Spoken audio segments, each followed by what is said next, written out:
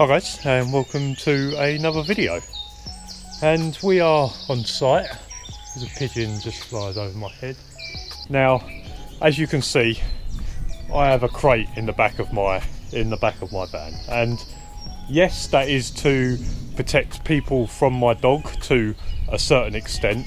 So on paper, that cage is there to protect people from my dog, or my dog getting to people, but it's much more than that. It's a safety thing.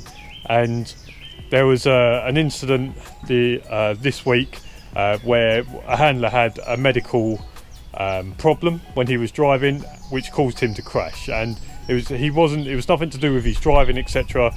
He just had a medical incident which caused him to crash. Now, he crashed at the front, but the cage in the back protected the dog. And the reason that the cage protected the dog, even though it was a frontal crash, was it stopped the dog from being able to injure itself. And I think it's a big thing with pets. So with pet dogs, you'll see people with pet dogs, they'll have them all over the car. They'll have them loose in the boot, on the back seat, on the front seats. And just this proves that even if it is a pet dog, you should still have a crate in the back of the car, or they should be made to travel in the safest way possible. So we have my crate here.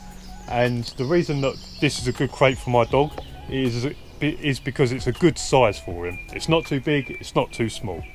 And what do I mean by not too big, not too small? So this crate is set into two different compartments. We've obviously got the left side and the right side.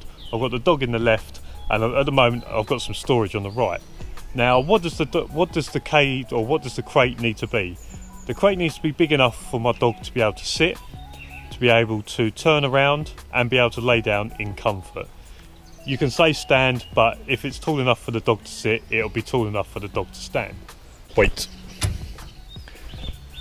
So as you can see, my dog can sit in here very comfortably. Now, if I get him down, down, and as you can also see, it fits him when he lays down as well. But he needs to be able to turn around, and what's that?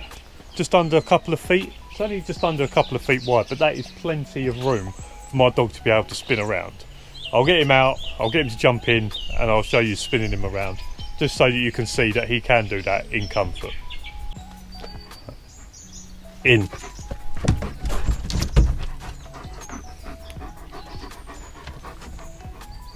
Good boy.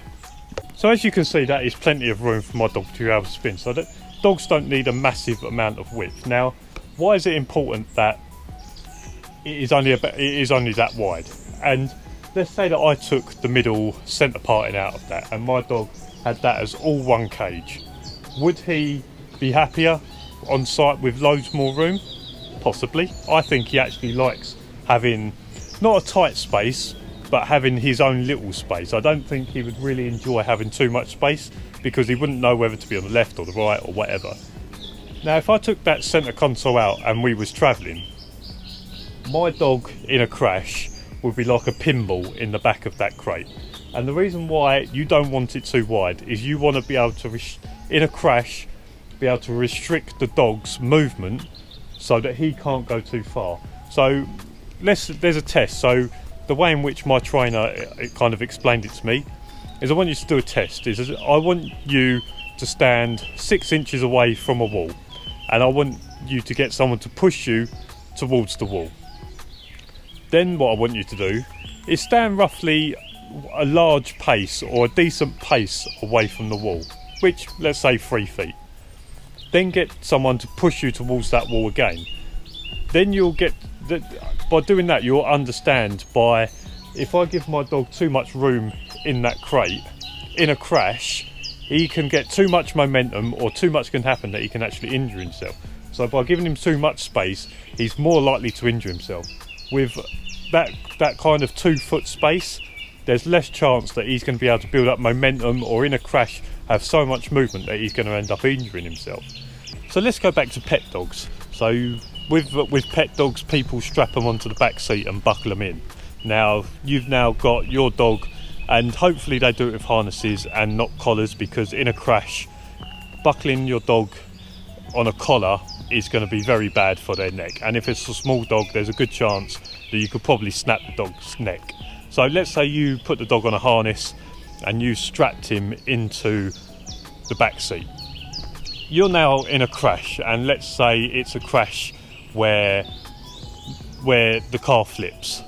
You've now basically strapped your dog into like a moving tumble dryer, and obviously with, let's say, I don't know what they normally give, like 2 foot, 3 foot of lead on the strap, your dog has now got 2 or 3 feet worth of movement, which means he can hit either door, he could hit either window, he can hit the front seats, the back seats, he could even probably go over the back seats into the boot, and if it was on a collar could probably end up hanging itself. So just because your dog is not a threat to other people, just because you don't think that it's nice for your little fur baby to be travelling in a cage, it's not, like I say, my cage, yes, it is to stop people from being able to get to the dog, is to be able to stop the dog being able to get to people, but 80% of that is making sure that I travel with my dog in the safest way possible, and if the worst thing was to happen, I try and keep my dog as safe as physically possible. And one last thing, just as a little bit of a mention, you can see here that I obviously strap the cage down as well, and because that's quite tightly fitted, I don't think the cage will go too far, but I strap it in anyway, so in a crash there's no way that cage is going to go anywhere because it's strapped down. It is made of good materials, so it's not going to crumple up. A couple of good makes of cage, there's Lintron, there's Trans-Canine. Trans-Canine are very good for vans and for vehicles because they've got loads of different shapes, loads of different sizes. Lintron I think is more towards vans, but you can have a Trans-Canine cage in a van as well. So like I say, this is not a working dogs thing, this is a dog thing, and I think you need to get over to pet owners that in a crash, a dog being in a crate is the safest place for that dog to be. And yes, you may think it's, as a pet owner, your little fur baby, you might think it's a bit inhumane.